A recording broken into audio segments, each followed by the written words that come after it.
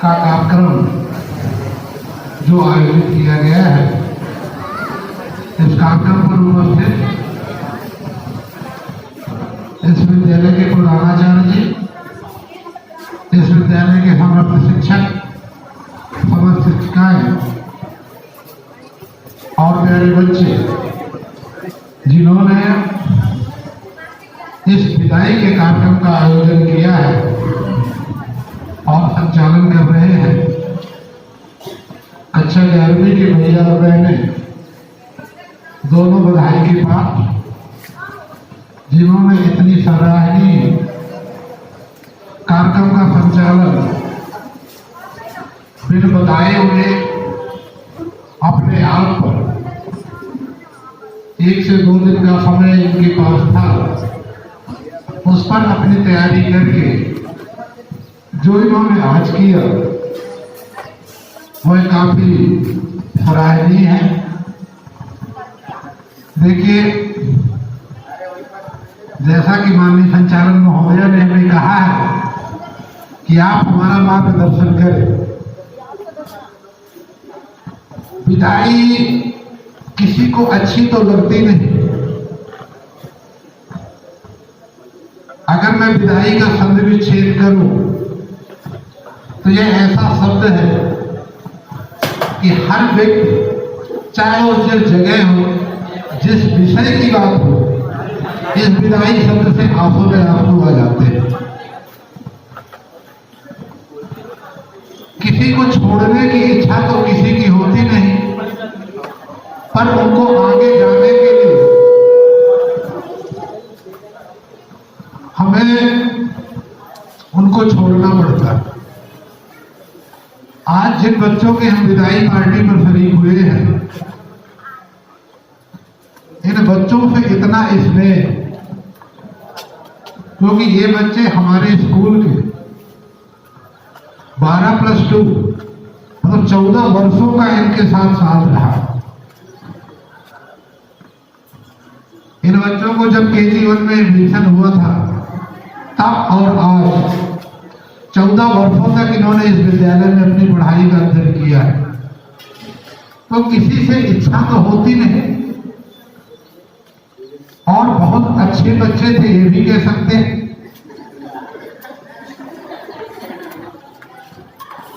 क्योंकि इन्होंने जो भी कहा गया उसको किया, मन से किया चाहे बेमन से किया, पर किया। तो आप बहुत अच्छे रहे हमारे विद्यालय के लिए और हमारे देश में। देखिए, आज विदाई तो पार्टी आपकी दी जा रही है, बट स्कूल की छुट्टी अभी आपकी होने वाली नहीं है, क्योंकि आज की जो परीक्षाएं हैं वो मई में। मोस्टली विदाई पार्टी हम लोग 10 से 15 दिन पहले देते थे। इस बार जल्दी देने की वजह यह है कि 5 दिन बाद जो विदाई पार्टी देने वाला है उसकी परीक्षाएं हैं। तो जब हम विदाई आपकी अप्रैल में देंगे तो वो भी 12वीं के ही हो जाएंगे। तो इसलिए आपकी विदाई पार्टी इस वर्ष थोड़ा सा जल्दी कराएंगे। देखिए, एक चीज समझिए, ये कोरोना काल रहा पूरा वर्ष। ऐसी पंडवी की स्थिति आई कि आपको ना तो पढ़ने का अवसर मिला, न स्कूल आने का अवसर मिला। जितना भी मिला ऑनलाइन। किसी ने सपनों में भी नहीं सोचा होगा कि ऑनलाइन पढ़ाई हो कैसे सकती है और इसको हम कैसे करें। पर आपने प्रयास किया, और स्पेशली आपके गुरुओं जो बैठे निर्मलकर फंसिंगा सर, अगर इनको कहें जिन्होंने स्मार्टफोन क्या होता है उसके विषय में पता नहीं, आज भी टच फोन चलाने के लिए आदि, पर उन्होंने आपके लिए कि आपकी पढ़ाई बाधित ना हो, आपके लिए उन्होंने वह टच फोन खरीदा और वो टच फोन सीखा और फिर आपको पढ़ाया। उनका लक्ष्य एक था कि जो मेरे प्यारे बच्चे हैं इनका साल किसी तरह खराब ना हो। आपके साल बचाने के लिए उन्होंने घर से, स्कूल से, जहां से उन्हें समय मिला और जैसे मिला उन्होंने आपको पढ़ाया और आप लोगों ने पढ़ा। मैं ये मान के चलता हूं, बाकी क्या किया है वो आप जानते हैं। और मैं अपेक्षा भी ये रखता हूं कि इस साल रिजल्ट बेहतर हो। देखिए 2 से 3 महीने आपके अतिरिक्त आपको समय मिला है। जो परीक्षाएं आपकी अप्रैल में होती, क्लोज हो जाया करती थी, वो मई में, मतलब आप फरवरी से मार्च और अप्रैल 2 महीने आपको मिले। टीचर ने आपका कोर्स पूरा करा दिया है। उस कोर्स को रिवीजन करना, चाहे स्कूल में चाहे घर में, वो आपका दायित्व है। और हम ये अपेक्षा भी रखते हैं कि आप लोगों ने उस कार्य को बखूबी कर रहे हैं और आगे भी करते रहे। एक ध्येय, आज 49 का बैच हमारा निकल के जाएगा, तो इनमें से एक बैच, एक ध्येय आपके मन में होना चाहिए। और इस साल तो मैं ये मान के चलता हूं कि छत्तीसगढ़ मेरिट में इस साल मेरा स्कूल जरूर है। इस साल मुझे एक नहीं, एक से अधिक नाम मिलेंगे। अगर इस साल ना मिले तो शायद मुझे और इंतजार करना पड़ेगा, पर इस साल मैं ये मान के चलता हूं कि मुझे अब इंतजार नहीं करना पड़ेगा। इस साल मुझे कोई ना कोई इस विद्यालय का नाम अपने स्टेट की लिस्ट में जरूर सम्मिलित करेगा। बहुत लोग मेहनत कर रहे हैं, उनके परिणाम बेहतर होंगे। और जब परिणाम आपका बेहतर होता है तो जितनी खुशी आपको होती है उससे कहीं ज्यादा जो आपको व्यक्ति पढ़ा रहा होता है उसको होती है। और उस खुशी के लिए हम लोग लगाए थे कि वही खुशी किस दिन हमें मिलेगी, जब हमें गर्व से कहें कि ये बच्चे मेरे स्कूल के आज मेरिट में आ चुके। 2%, 3%, 1% से हम लोग हर साल पीछे जा रहे हैं। बट इस साल जो बाधा है उस बाधा को हमें पार करना है और हमारा एक ध्येय निश्चित होना चाहिए। जब हम निश्चय कर लेंगे कि हमें वहां पहुंचना है, हम निश्चित पहुंचेंगे। जो स्कूल की तरफ से आपको होना था वो स्कूल आपके लिए कर चुका है। अब बारी आपकी है कि आप स्कूल को क्या देंगे। और स्कूल ये अपेक्षा रखता है कि आप बेहतर परिणाम दें। और उस बेहतर परिणाम के लिए हम लोग इंतजार करें। पर एक चीज ये है कि जो 2 वर्षों से पैसा मिलते थे बच्चों को, पर इस साल के मेरिट आने वाले बच्चों को स्कूल की तरफ से पैसा नहीं मिलेगा।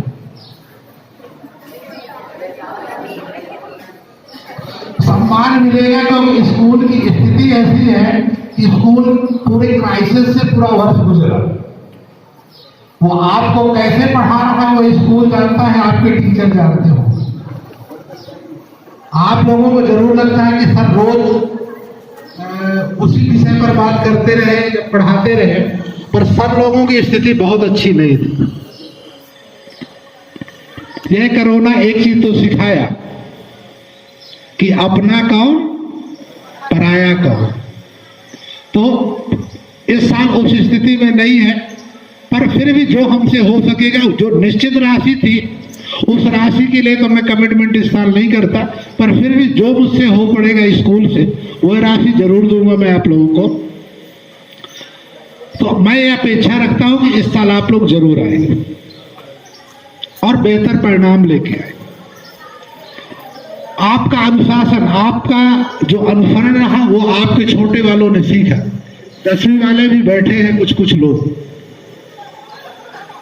उनकी परीक्षाएं तो आपसे जल्दी, उनकी परीक्षाएं नेक्स्ट अगले महीने स्टार्ट होनी है।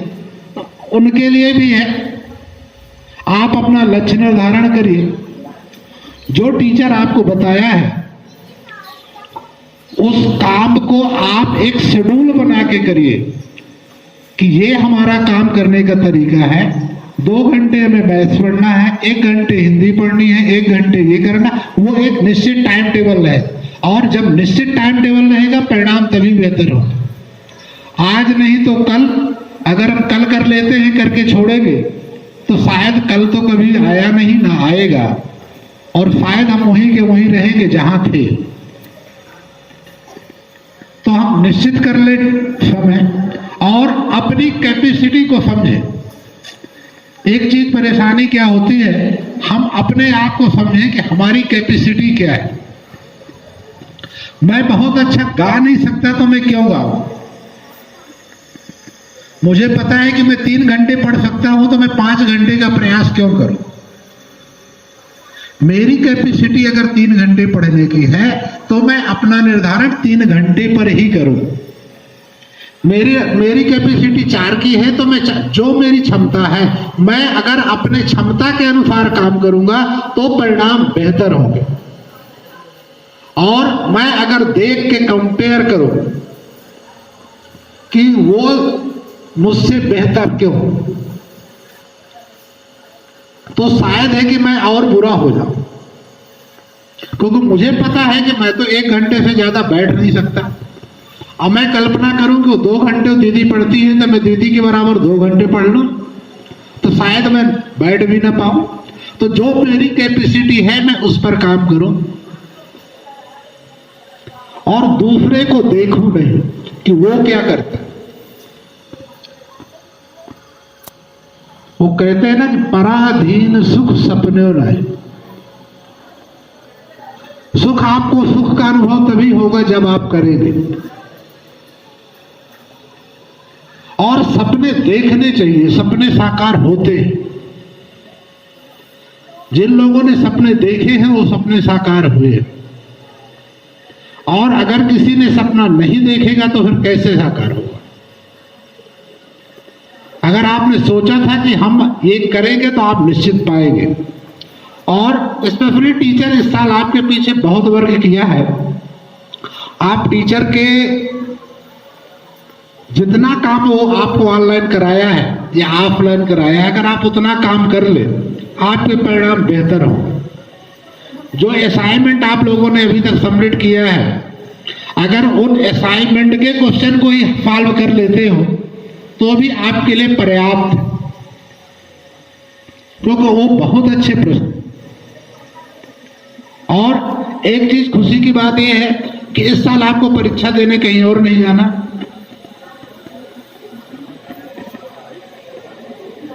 है ना। दिमाग में किसी और चीज का भय नहीं है। अपना घर अपना होता है। चाहे हम अपने रिश्तेदार के यहाँ ही क्यों ना जाए और कितने भी परिचित के यहाँ ना जाए, पर थोड़ा सा संकोच तो रहता है। तो अपना अपना है। भले यही टीचर आपके कन्याशाला में जाके परीक्षा ड्यूटी देते थे, पर यह भय तो रहता है 1 से 2 दिन का। प्रियंका को या इस स्कूल में ढलने के लिए 4-6 महीने तो लगे, पर स्कूल तो वही थी, पढ़ाने वाले वही थे, मैनेजमेंट वही था, हम ही लोग हैं। पर एक जगह से दूसरी जगह आने के लिए उनको समय लगा ना, इतना फ्री होने में उनको कुछ दिन लगा। पर अब आप यहाँ हैं, परीक्षा यही है, मन में डर है तो नहीं है, रूम तो अपना ही है ना। जिस रूम में हम बैठ के पढ़े हैं उसी रूम में हमें परीक्षा देनी है। ये अपने अंदर की एक पॉजिटिव एनर्जी तो रहती है। दूसरी जगह जाओ तो थोड़ा सा भय लगता। तो ये प्लस पॉइंट तो इस साल 10वीं वालों के पास भी है, 12वीं वालों के पास भी है। और एक प्लस पॉइंट आप लोगों को मिला है जिन्होंने अगर अच्छे से लिखा होगा असाइनमेंट आपका सहयोगी पार्टनर बनेगा। पास तो आपको नंबर तो 75 में 25-20 जो भी लाना है वो लाना है। असाइनमेंट परियोजना आपके पार्टनर है। अगर आप 33 पाते हैं तो 73 बनते हैं, है ना। तो ये आपके परसेंटेज ठीक करते हैं।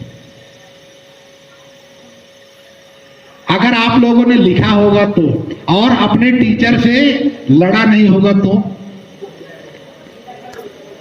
अगर लड़े हो तो अपने टीचर से पूछ लेना, क्योंकि नंबर तो आज मैं लाख सुबह कर चुका। जो लड़ा होगा, पर टीचर कभी बुरा तो किसी बात पर मानता नहीं है। टीचर के लिए सभी बच्चे एक होते हैं, चाहे वो जैसे भी हों। गुरु के लिए कभी किसी बच्चे के लिए मन में हे की भावना ना कभी आई और ना आएगी। और जिस गुरु के मन में ये भावना आ जाती है, वो फिर गुरु रह ही नहीं जाता। बच्चे तो बच्चे हैं, अच्छा भी करते हैं, बुरा भी करते हैं, पर हैं तो बच्चे। तो ऐसी कोई बात नहीं है। जस्ट उम्मीद करते हैं कि आपके बेहतर परिणाम होंगे। और इसी के साथ अपनी वाणी को विराम देते हैं। सपना का आदेश।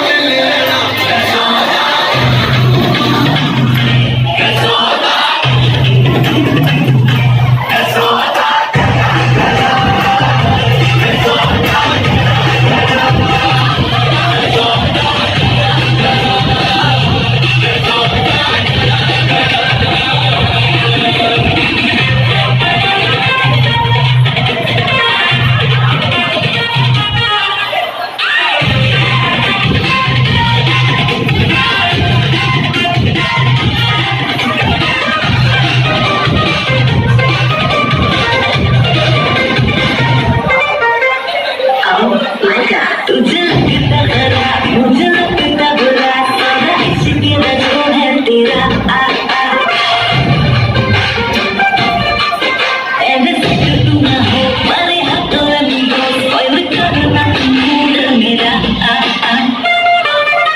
ओ दिल को तूने छुआ ओ कैसे सही हुआ ओ दिल को तूने छुआ कैसे सही हुआ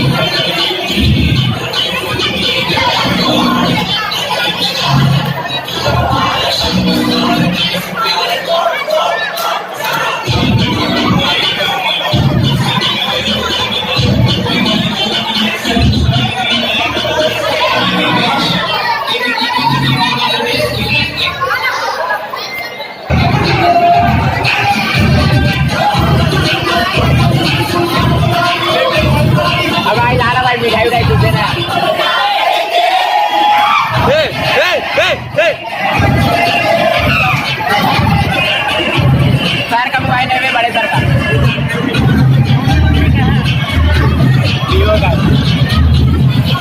तुम्हारी विजय पार्टी का होगा वहाँ आदिवास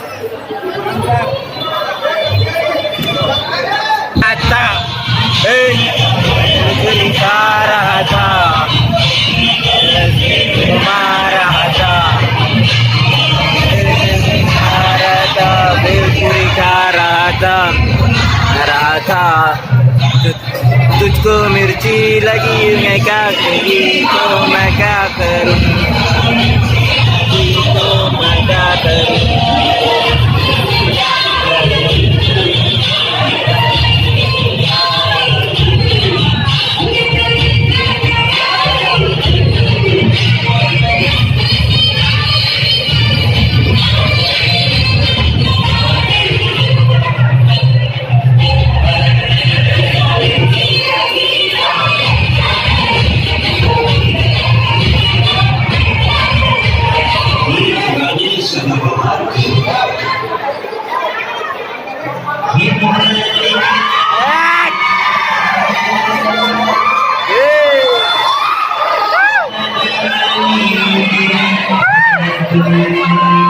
अबे लाना भी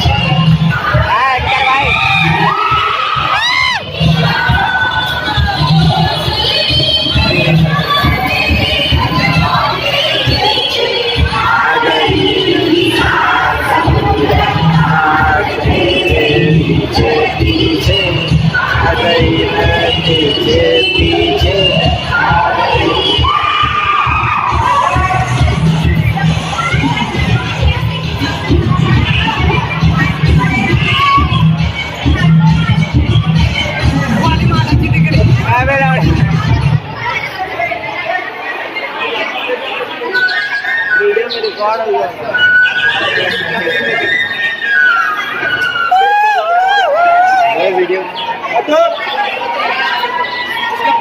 वहाँ जाएगा, यूट्यूब में जाएगा बड़े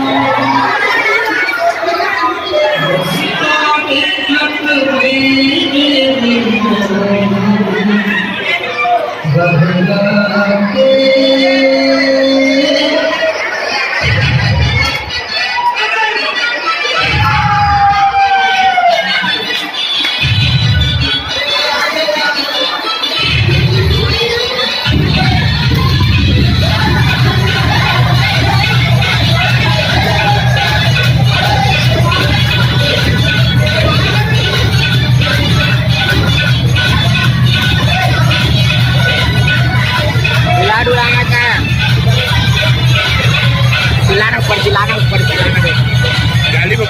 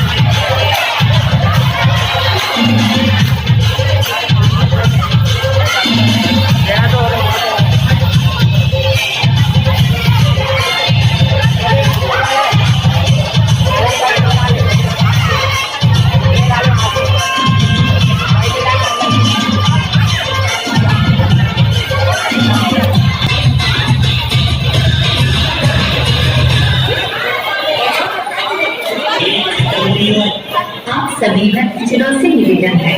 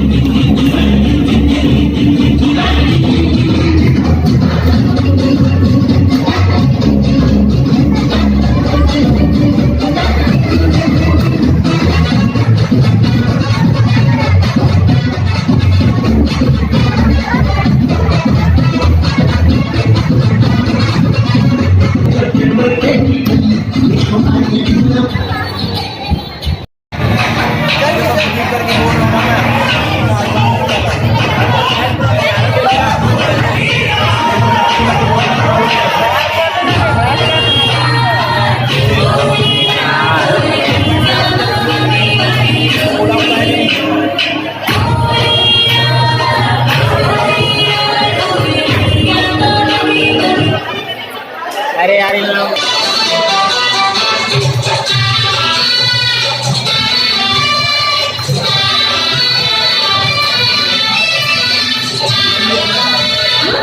हाँ, जी, इसको लाइक करें